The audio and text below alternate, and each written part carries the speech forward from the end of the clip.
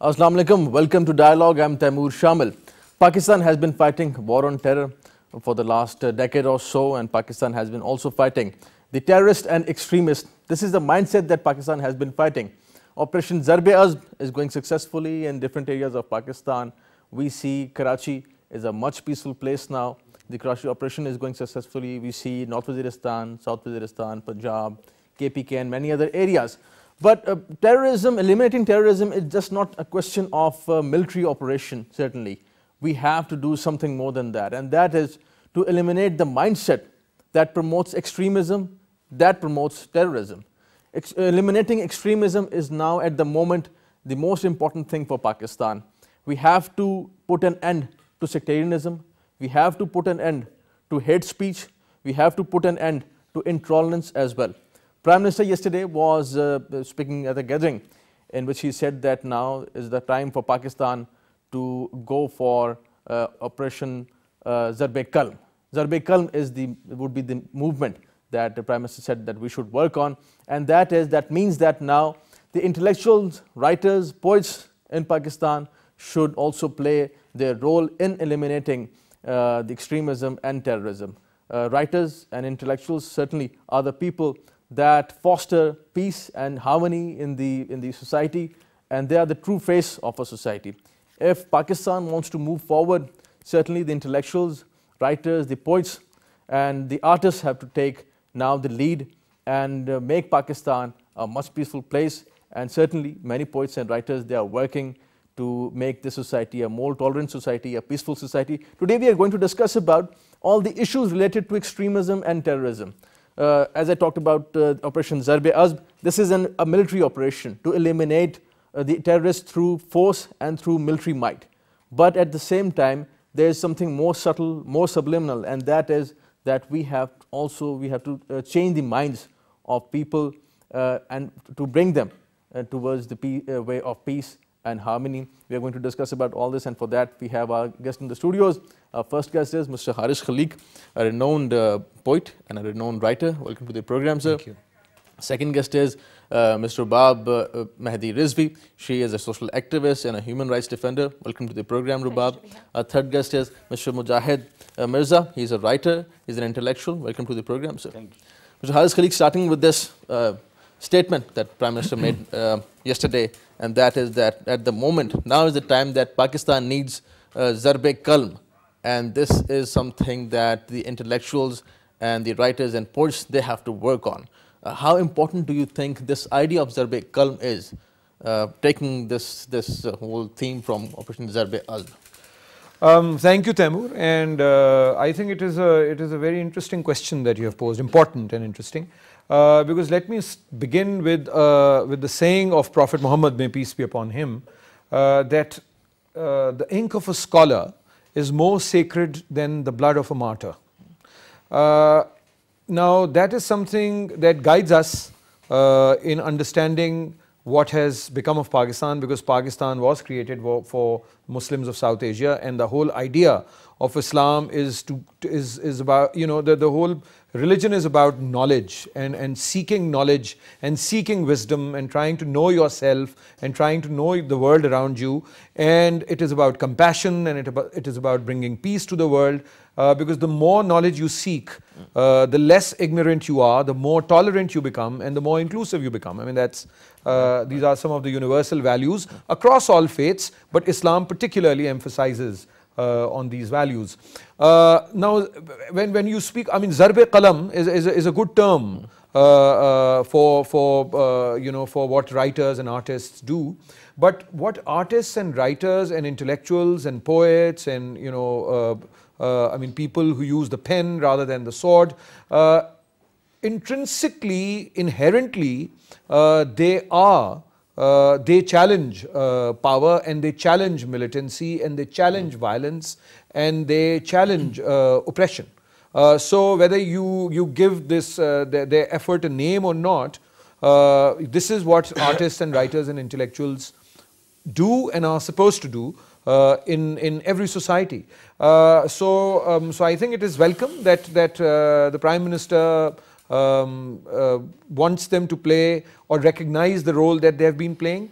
I can already quote from different works of different writers, particularly in short fiction and poetry, in the recent years, in Urdu and other languages of Pakistan, other Pakistani languages, where we have seen people actually challenging this counter narrative. What you call narrative of terrorism, I actually call a counter narrative. We do not need a counter narrative. They have actually created a counter narrative to the real narrative of Pakistan. Rubab, talking about poets and writers and their power, the power of ink, as Mr. Haris was saying, for that, obviously, we need freedom of speech.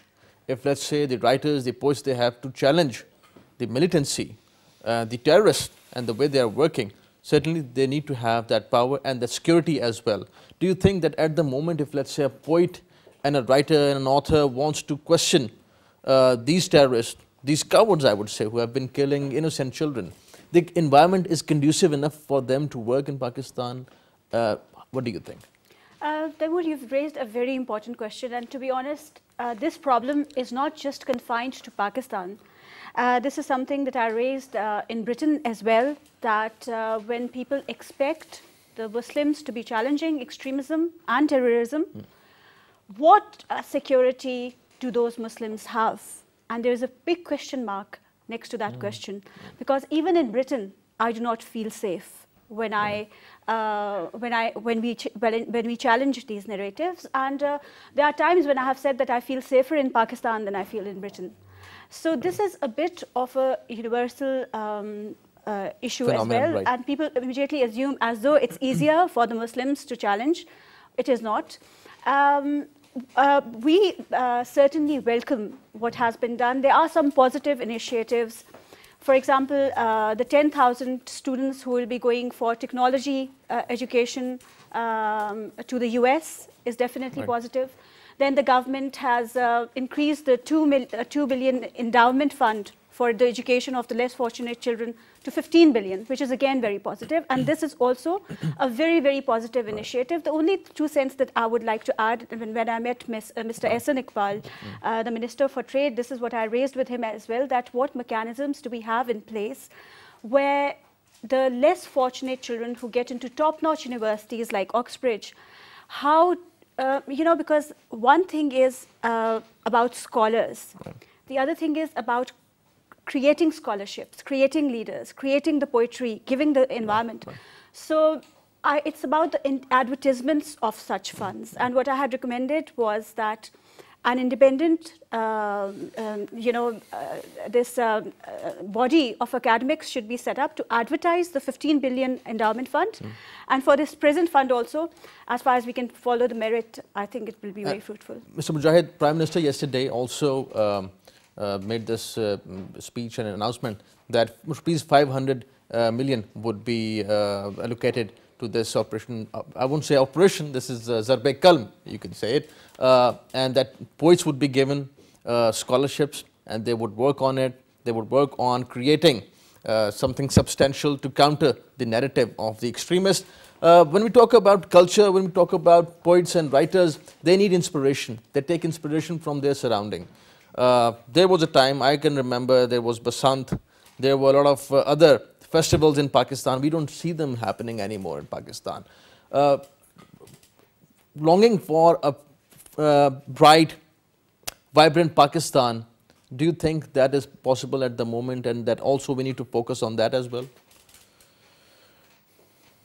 To strike the terrorists or the fundamentalists by pen, what you call Zarb-e-Qalm, or Prime Minister called it Zarb-e-Qalm, well, it doesn't need initiative, as you said, 500,000 rupees. It needs inspiration. And the writers and poets who have the inspiration are already doing it since a long time, and they have been suffered as well, even killed. For example, Sabine Ali is an example. There's another one, I don't remember, Salim Shehzad or whatever his name was. So you cannot make the people to write the things. Well, if Prime Minister said it, he should officialize it. There is a specific class of writers and poets and so-called thinkers and intellectuals who are in one way or other are supporting the fundamentalism, terrorism, and all these negative attitudes. So they are under the well, pressure of the government usually, but they're concerned with the government. If government can make them right, and well, he gave this message, but if this message goes officially well in real sense, then it can help. So what is the way out? This is a very important point. And there might be some writers and poets and some intellectuals who might side with the other side, I would say. Then what is the way out then for the government? How can we differentiate between the people who are progressive, who want a tolerant Pakistan, and let's say writers who are working for the other? This is another debate, who is progressive, who is not, who is liberal, who is not. The people who think themselves progressive or who claim themselves liberal, they are already doing the work. They are already writing, they are already fighting, in fact. Literally they are fighting, they are at stake. They are always under danger. But the people who are not doing it, or they are doing it not wholeheartedly. So how they come on this side is it is under the control of the government, because they are usually connected with them. If they are not connected, well, you can change them. They have got their own Mr. narration. Shafqat Saeed has just joined us. He's a political commentator. Welcome to the program, Mr. Shafqat. Defense analyst as well. Talking about Zarb-e-Qalb and what Prime Minister said yesterday, that we have to counter the narrative of the extremists and the terrorists. For that, we need to encourage our writers and poets. We have been fighting the terrorists in the remote areas like North Waziristan and South Waziristan. I was just discussing earlier in Karachi and other areas. Now is the time for the people of Pakistan, for the writers now to take the lead and also come at the front, as Mr. Mujahid was saying, that they were already at the front, they have been working, but just to encourage them that what really our culture is, what Pakistan is all about, and how can we bring tolerance and harmony in Pakistan. I don't remember the exact Olympic. It was 1920s Olympic in which America had performed very badly. General Douglas MacArthur was made the president of a review committee to find out why Americans have not been able to perform well. And he spelled out few things. He said that whatever we do in our advertisement, whether it's a food advertisement or smoking or whatever advertisement it is, we must project physical fitness. And we should make shoes like that and dresses like that in which people should be provoked to get onto physical activity. And he laid the foundation of American supremacy in Olympics. And since 1920s, it has never been that America has never been on the top of the medal table. Exactly like that, you know, we need to spell out.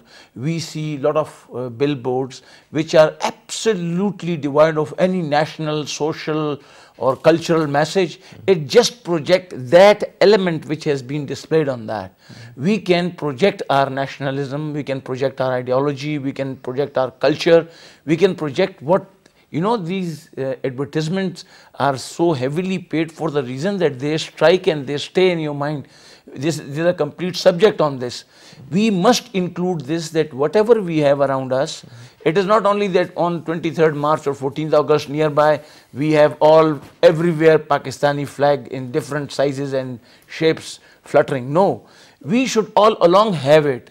And especially the people who are against Pakistan, or they are writing and working against the ideology of Pakistan or the national interest of Pakistan, there is spelled out mechanism existing in the system. Your constitution spells out that what is the limit, what is the line that people can go to, and beyond that they are not allowed to. They cannot challenge few things, they cannot discuss few things, and anybody who does that, he is criminal as per the constitution of Pakistan.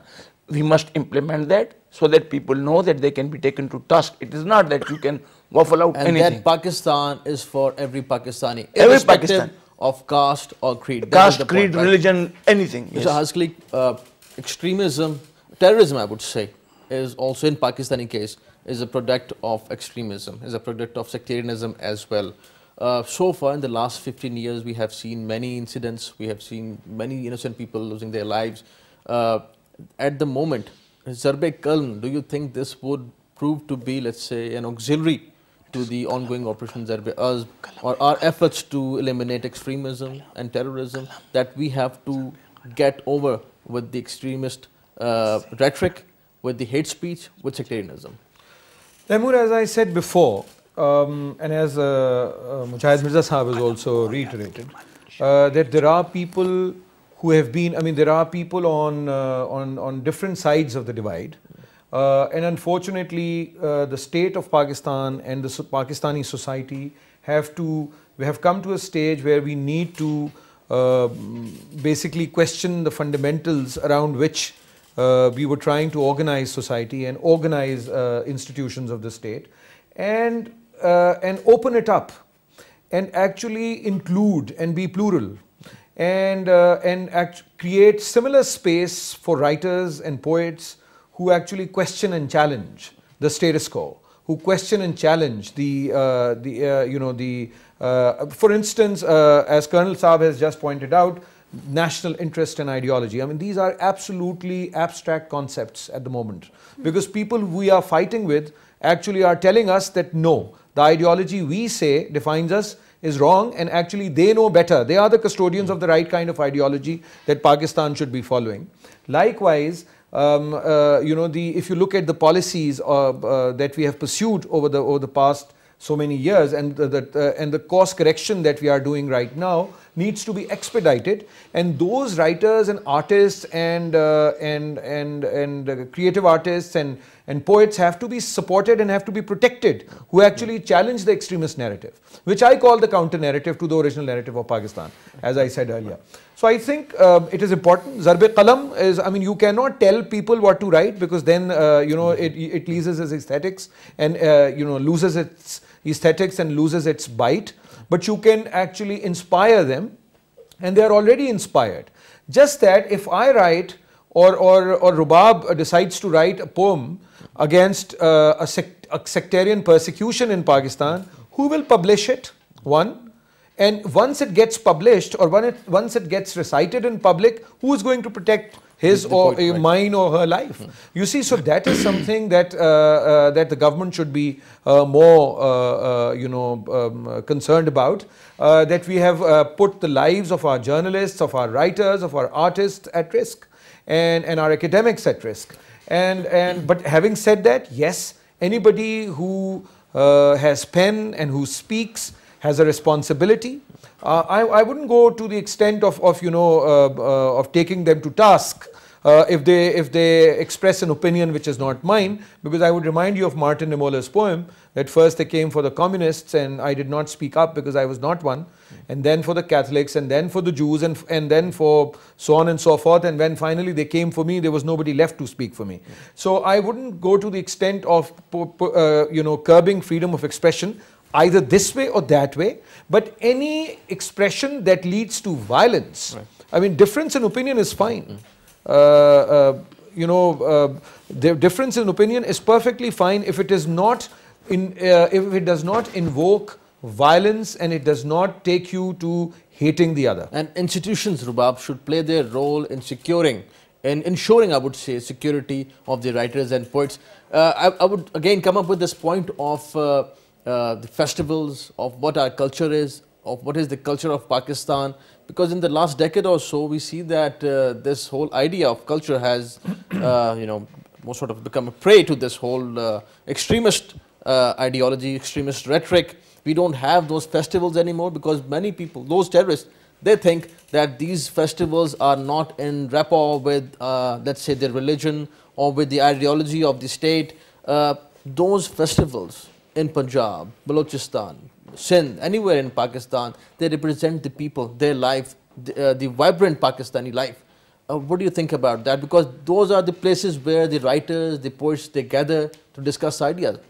Festivals like Lahore Literature Festival, Karachi Literature Festival, Islamabad Literature Festival. So that's absolutely correct, Taimur, because what we talk about is reclaiming And I have always said that we talk about reclaiming the colors, the vibrance and the diversity of Pakistan. So it's not so much so as countering a narrative. I see this as building a narrative, rebuilding a narrative that nullifies the false narrative that has recently been built up by the Arabization of this country. Like you said, you know, and as was said by some of my colleagues, people are already fighting with the pen. Look, because I work with a lot of youth leaders. What is my strength? My biggest strength was a report that was written with bandaged hands. And we lost somebody by the name of Basit in a blast in Quetta, who used to tell me that, Baji, I will not stop writing and my pen will not stop up until the time their guns are working. So we have a lot of youth who's already fighting back with the pen. And they have been doing so at the risks of their life. And they also dream that this apartheid, and the word other has been used. So we have to come out of this othering. We have to stop this apartheid where we have this Chure Christian, Nijis Hindu, Murtid Sufi, Kafir Shia. We have to stop this othering. We have to reclaim the vibrance, the diversity and the culture of Pakistan. And that is only possible, I'm sorry, but at this moment in time, the problem that I see with Pakistan is that everything is being done in the defense. Now, when you talk about national interest, it has to be based on outreaching, not just internally, but externally also. Proactive policy. We have to reach out. We do not have to sign up to a clash of civilizations. And the problem that I see, even in terms of foreign policy, we have to stop signing up to a clash of civilizations. We have, you know, we need a foreign policy that is based where Pakistan embraces all the other countries than this, you know, anti-narrative. I believe, you know, the moment we start talking about human rights, for example, I was talking about transgenders the other day, and I was accused that I'm talking about a Western. Transgenders are a reality in Pakistan. How does that become a Western idea? So, you know, even human rights have been compartmentalized. So this compartmentalization, this othering has to go. We need more bridge builders. We need more writers. We need, this is the land of the Sufis. And we need to be reclaiming the pluralists. Mr. Mujahid, there was a time, certainly, Rubab, Mr. Mujahid, there was a time when our, let's say, great writers were Nadeem Ahmed Kasmi Saab, Intizar Hussain Saab, Krishan Chandra was there, Faiz Ahmed Faiz, all these people. A writer can be, a writer is a writer. An artist is an artist. A poet is a poet. And it doesn't matter what his religion is. He can be a Hindu, Pakistani Hindu, Christian, Parsi, Muslim, anybody. Do you think that at the moment, any writer can come up with his, let's say, ideas, and as Mr. Haris Khaliq was saying, and get it published? And because his inspiration can be different from the inspiration of, let's say, a writer living in Islamabad or Lahore, anywhere else, do they have conducive environment? Do they have security? And do they have, do we encourage them to write what they want to write, what their issues are? Why you are putting this question? We know very well that there is no security. They are at stake. They are at, under danger. I already said it. And the writers, they are always there. It is not that at one time there was Ahmed Latif Qasmi or Faiz Ahmed Faiz. Now there is Haris Khaliq. Now there is Mujahid Mirza as well. We can do and we are doing. So what in fact is needed is that do we understand the society very well? All we writers and poets, etc. Do we want to change the society? Surely we want to change the society. But who is behind us? No one is behind us. We are fighting at our own. All of us, whosoever it is, me or Khaliq or Wajahat or anybody else. And let's say if there is somebody behind us, like there is somebody who is supporting the writers, it is for their own good. For the state's own good, if they are supporting writers Taimur, like Mujahid or writers like yes, Taimur, I'm saying who is behind us, because we don't have, a narrative has been built in this long time. People are thinking on the other way. There's an example that in CSS examination only 2% passed. So they are thinking on other sides. They don't know the world. They are obsessed people. I'm not blaming them, but they have become like that. This is not that we should write the propaganda writings or propaganda poetry, which usually all sort of revolutionaries use. We should write what we want to write. We should tell what we see. We should enhance the suffering of the society. For example, recently in one portal, say Nurul Huda Shah wrote a story about a suicide bomber. Well, she gave a message that what the suicide bomber is thinking is not right, even religiously. So it is not that there should be some people who are to be created. There are people, right. But well, it's very difficult in this society which has been transformed in last 3 decades, 3 or 4 decades. So this will take time, certainly. This will take time, and in fact, our establishment, our higher ups, our officers, they have to change their minds. They have to give the freedom to write. There should not be one SHO who should come and ask me, what did you write? Right, and just my short question, and then we'll move towards a break. Do you think that at the moment, what we were discussing before the program as well, that in last 3 years, we see that we have a much peaceful Pakistan now. We have seen that the terrorists have been brought to justice as well. Certainly, as you were saying, there's a long way for Pakistan to go. There is room for improvement. Not everything is absolute and perfect, but still, do you think at the moment, how conducive, let's say, is the environment? Thanks God. Thanks God, it is a bit conducive. But do you think it's not a temporary phase? Don't you think it's a temporary phase? Why didn't we do it some 15 years back?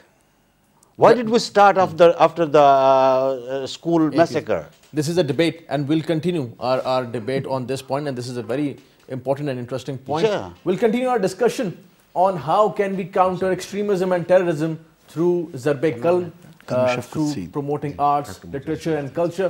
We'll continue our discussion after this break. Stay with us.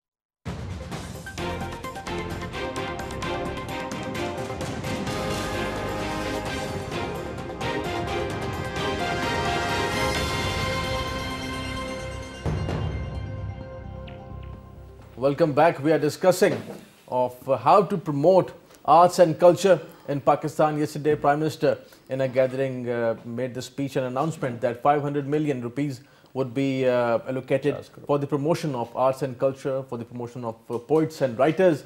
Mr. Shafkat Saeed talking about Zarb-e-Qalb and its power. Mr. Haris Khaliq was saying, and he was quoting a hadith of Prophet Muhammad, peace be upon him, that the power of ink is more than the power of sword. The ink of a scholar is more sacred than the blood of a martyr. Yes. And that is something what our religion, let's say in Pakistan, that is what religion teaches us. For all the Pakistanis, irrespective of their caste, creed or religion, how do you think, how important this idea is of Zarb-e-Qalb? When a hand cannot hold a pen but sword, that is a tyrant's hand. When a hand can hold a pen and not a sword, it is a weak man hand. When a hand can hold and is master with pen and sword both, that is the hand which dictates and rules. Right? So we cannot say that pen is stronger. For example, if I have a pen and you have a sword, I can't fight you. But similarly, if I can't write and you can write, you are a much better man. Right? Exactly like that. We cannot differentiate these things, but everything comes from knowledge. The culture would come out of knowledge, the nation would come out of knowledge, everything would come out of knowledge, and we need to regulate it, we need to direct it. We should not let it loose, let it wild, or let it snowball at its own. No, it should be directed, it should be controlled, because we are a country of multi-ethnic origin, multilingual people, and multi-religious country, right? We need to have very controlled, directed, fashioned, organized streaming of knowledge so that we can build as Pakistan. If, for example, it is not that everybody, I can differ in opinion, but that opinion should be in correct direction. It is not that I start talking something absolutely divergent to my existence or my country's existence. That is not freedom of speech. You can't expect this freedom of speech allowed anywhere in the world. For example, if somebody thinks that freedom of speech means that you can go on abusing somebody or you can utter anything from your mouth, no, it is not allowed. You can have difference of opinion how to develop Pakistan, right? You can have difference of opinion how to improve education, good. You can have difference in how to develop the cultural standard of our country, well done. But it is not that if I start writing, we don't need culture. Or if I start branding, right, all these are kuffar or all these are this, and the way Ma'am Rubab said, that we have branded sects and people and vicinities and localities, that is not correct. And that does not amount to freedom of speech if you start ranting the same thing. So we need to direct all these things. Our laws we have very good law, we have very good systems, we just need to activate them. And our people, they are vibrant. I think we have the best of the writers, poets, and our young poets and the writers, they are fantastic. But the condition is, we should be purposeful. Purposeful. Harisa, talking about this whole idea of bringing harmony and peace in the country, we have, as Mr. Mujahid Mirza was saying, that we should have more intellectuals, certainly, and they have been playing their part in promoting peace and harmony. But at the same time, teaching our new generation is also very important, because this is a mindset that we are fighting. This is a mindset that is the product of last, let's say, 30, 40 years, what has been happening, let's say, in Pakistan. We won't be able to just finish this extremism off in a day or two. This will take time, and for that, teaching our next generation of what Pakistan is, what our culture is, what our country is all about, what are the religions that are there in our country is also very important. What do you think about this? Taimur, I think Pakistan, and I've written about it recently also, that Pakistan actually faces a crisis of scholarship. It is less of a crisis of creative art, but it is more of a crisis of scholarship. And since there is no generation of knowledge, there is very weak impartition of knowledge also. So if you do not have academia or intellectuals, intellectual is a very broad term, by the way, and is used with such ease in Pakistan only. Otherwise, you need subject experts in different fields of physical sciences and social sciences and history and so on and so forth. So if you do not have the experts, you do not have the teachers, and you are trying to impose an isolation on Pakistan, as Rubab was pointing out earlier, that we've become too inward looking, and we do not have enough capacity to train and teach our children. How can we actually create a generation? How can we create a questioning mind? How can we create a generation which is creative and which is also knowledgeable?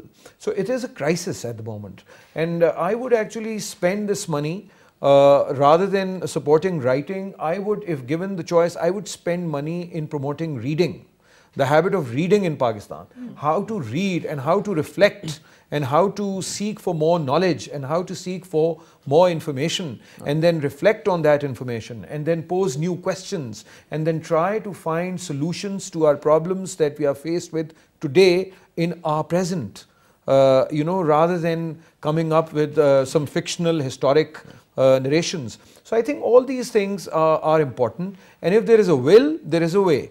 And And you know, art, as far as being purposeful is concerned, I would like to agree and disagree at the same time with Colonel Saeed Safkat. Agree with him that yes, it has to help create a healthy society. But on the other hand, creating beauty itself is a purpose, can be a purpose. Making the life around you serene and calm and beautiful, and helping you enjoy human existence, human relationships, human experience, or even criticize the ugliness of what we find around us.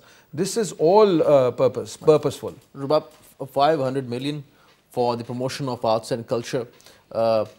Many, let's say, artists are of this view that also the artists, the writers, the poets, they want to have, they need to have exposure as well. Let's say if there is a young writer, a young poet in Pakistan, if he's reading Faiz Ahmad Faiz, he also needs to know what Pablo Neruda is, who Pablo Neruda is, you know, to look in the world what other writers are writing, what other poets are saying, what are the other cultures and arts, promoting culture, and also sending our artists and poets and writers abroad to see what is happening in the world. Also to invite writers and intellectuals to Pakistan is also very important. Do you think that this is also something that we should work on? I think this is exactly more or less what I was talking about, that we need more bridge builders, the clash of civilization, people who sign up to need more bridge builders. But having said that, Taimur, I would like to agree, because I'm somebody who has opened her eyes. I'll just give you a few people who have opened my eyes in with Iftikhar Arif, Ahmed Faraz, Parveen Shakir, Saad Khan, Ahmed Hassan Dani, Akbar S. Ahmed. And when I look around today, even my father, Dr. Ghazan Fahmy, I cannot be half of what these people were. At that moment in time, these were the people who were challenging the narratives. They have been amazing bridge builders, and they haven't been signing. But there must be many Iftikhar Arif like people who must be in making, you know, they would be coming, let's say, in the next couple of years. Well, and that is, I absolutely agree with the point of creating scholarships, creating this environment of exposure where they can fearlessly be able to express their opinion. And we need to be reclaiming the vibrance, the colors, and the diversity of Pakistan, where such opinions, because one thing that we do not need is confusion. We need vision, because on one hand, if a positive step is taken, for example, a department being named after Abdul Salam, then the other the following day we hear that a certain category of people cannot teach Islamiyat. Right. So we have to stop sending confused messages. We need to be creating a vision where we have to be absolutely sure that we are creating an all-inclusive Pakistan, and you're absolutely correct that exposure is very important. Mr. Mujahid Mirza Sahab, you must have met all these writers. You're, mashallah, yourself a senior writer as well. Iftikhar Arif Sahab, Ahmed Faraz Sahab, Faiz Ahmed Faiz Sahab, these people, they saw a lot in Pakistan. They saw the partition, they saw the dictatorships, they saw the ups and downs of economy and what was Pakistan going through. These challenges certainly are there, but it's not that these challenges are the hurdle, let's say, for a writer to become a writer, for a poet to become a poet. Well, hurdles always give you some initiative, some push to say something which has to be said, which you should say. So, all these people who you named, they got aged, they had their age, they went through their process of intellectualism, they did what they could, and they are famous, and we are uttering their names. But there are many whom people are not reading. For example, there is a dearth of reading. Now the technological revolution have changed the things. People want things very fast. They change their thoughts very fast. Should be instant. Yeah, instant. Like instant coffee, you have to get instant result. this is not the real attitude, or this is not the good attitude, but we cannot do anything. So the things are going forward. Our main aim is to make the people think, start thinking in a way which can help the society in whatsoever field we want to change the things. Do we need more institutions, institutions that can polish poets and writers? For that, do we need more universities or schools? What do we need for that? Sure. Education is always needed. We cannot polish, we cannot make the writers. Writers are from inside. We can make them to read more and more. As you said, the people should know about the Pablo Neruda. So people here, what the problem is that people don't read the international literature. They read only the English literature. They don't read other literature of the Italy, literature of the Latin America, or whatever. If somebody comes out as a Nobel Prize winner, they will start reading it.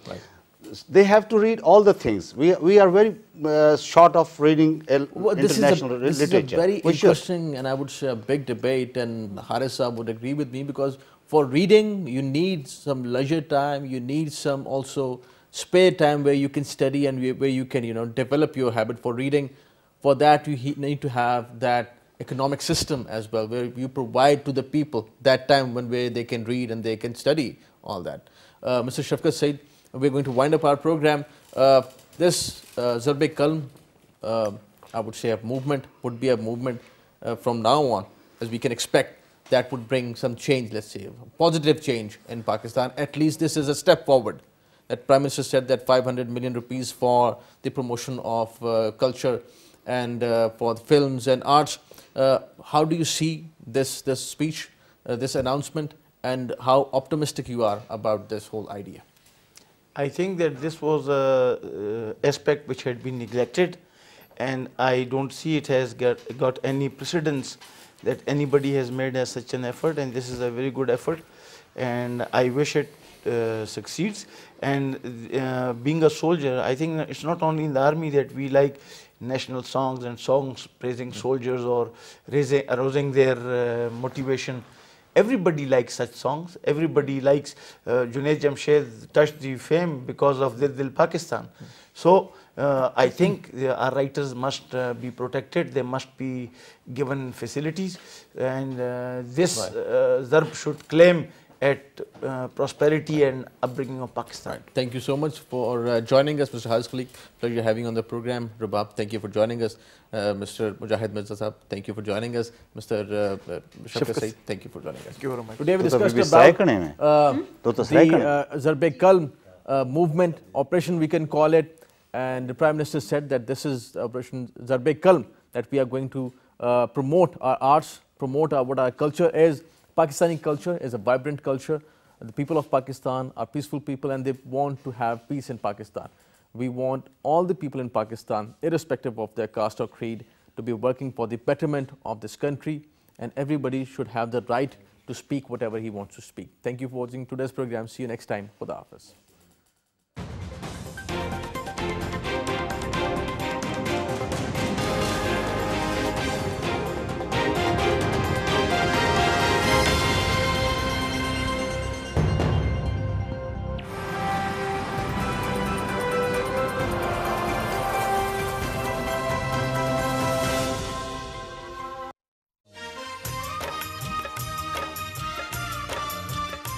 The successful harvest